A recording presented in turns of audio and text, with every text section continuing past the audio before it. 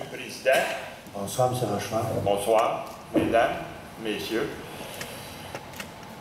Ma première question est la suivante. Concernant le parc industriel et portuaire de Bécancour, parce que c'est là que le projet en question doit se situer, je demande qu'on nous fournisse une carte indiquant tous les sites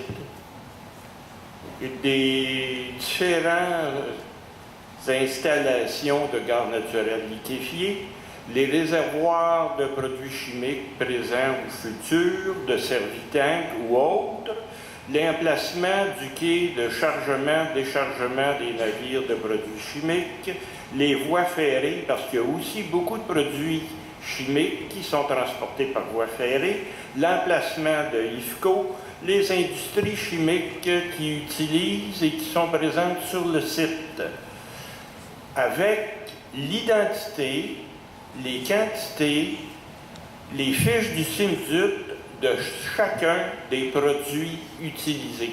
Ça, c'est ma première demande d'information. J'ai deux questions à vous poser. À qui on adresserait cette demande, d'une part, et pourquoi on obligerait, mettons, un organisme à fournir des renseignements en dehors de la zone d'influence, disons, du projet, là? C'est-à-dire, s'il y a des produits chimiques à l'autre bout du parc industriel qui peuvent difficilement être influencés par, mettons, le réservoir, je me dis, est-ce que c'est nécessaire de faire une demande aussi pointue que ce que vous demandez? Avez-vous vu dans l'étude d'impact les cartes qui sont disponibles, d'une part? Dans le cas de Servitank, entre autres, il y a déjà eu 2 BAP qui ont eu lieu. Alors, il y a beaucoup de données qui sont mentionnées. Dans le cas de Stolt, du projet Stolt, il y a eu un BAP également.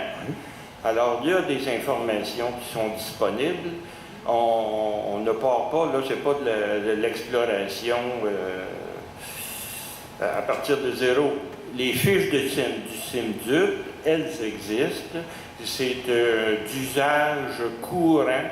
Je dirais même que ça, en ce qui concerne l'industrie chimique, avoir les fiches du CIMDUT, c'est une exigence légale. Et en plus de ça, d'ailleurs, même dans la présentation de Gaz Métro, on a mentionné au début de la réunion les effets dominos. Alors, si c'est pertinent pour le présentateur du projet d'en parler, je crois que c'est aussi pertinent pour moi de poser une question à ce sujet.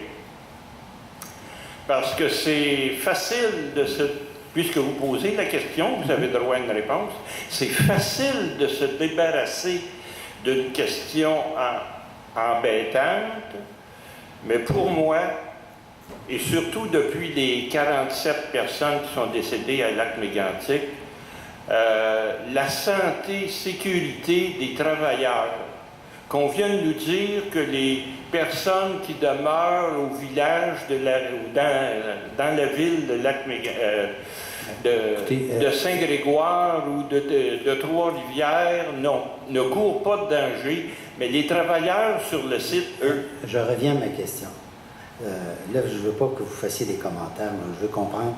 À qui est-ce que vous pensez que cette question peut être légitimement adressée dans le cadre de notre mandat? Pour colliger l'information, je pense que les BAP passés ont déjà fourni beaucoup d'informations. Mais là, si vous demandez une carte, à qui doit-on demander de faire cette carte, si elle n'existe pas? Là, je vous pose la question, et à ce moment-là,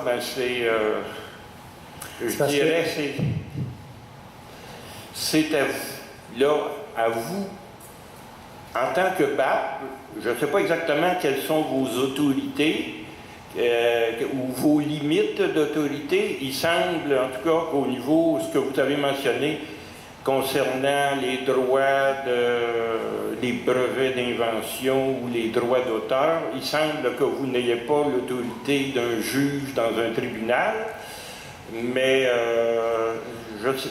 Si c'est pertinent notre mandat, on peut le demander. Mais c'est parce que j'essaie de voir si, par exemple... ou peut-être que ma question 2 vous aiderait à comprendre la question 1. Monsieur le Président, si vous me permettez, Oui. Oui, Monsieur le Président, pour aider à répondre à la question, en fait, dans notre étude d'impact, on a présenté une carte où il y a l'ensemble des industries à l'intérieur du parc industriel. Oui. Donc, c'est la carte 4.4 de notre étude d'impact. Donc, si ça peut aider ce monsieur. Mais M. Posey, il voulait avoir quelques éléments supplémentaires. Mais par exemple, pour les quantités de matières dangereuses qui relèvent du CIMDUC, là, ce sont déjà des données publiques. Alors, je ne vois pas pourquoi monsieur les demande. C'est déjà des données publiques. On peut savoir par entreprise, on peut connaître la nature de tous les documents. Il s'agit simplement d'aller sur le site. Moi, je pense que je n'imposerais pas, par exemple, à l'administration portuaire du parc industriel de faire une carte comme ça. Il y a déjà la carte, comme vous dites, qui donne beaucoup de renseignements. Moi, je ne vois pas la pertinence d'ajouter une carte qui dépasserait ce niveau-là. Parce que vous avez déjà toutes les entreprises, elles sont toutes placées. On a une analyse des produits chimiques qui sont dans le secteur et surtout autour qui pourraient être influencés dans un effet domino. L'effet domino ne peut pas porter quand même à l'autre bout du parc industriel. Il y a une zone d'influence qui est, comment dire, qu'on peut analyser, qui est objective. Mais moi, je n'oserais pas demander au promoteur de faire un travail qui déborde, à mon avis, le cadre qu'il a déjà fourni. Parce que c'est assez... Est-ce que vous l'avez vu, cette carte-là, d'abord?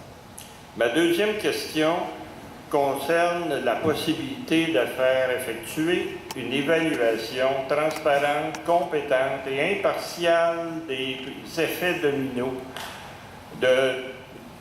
relativement ou face à tous les produits chimiques qui seraient présents sur le site, justement, du parc industriel et portuaire.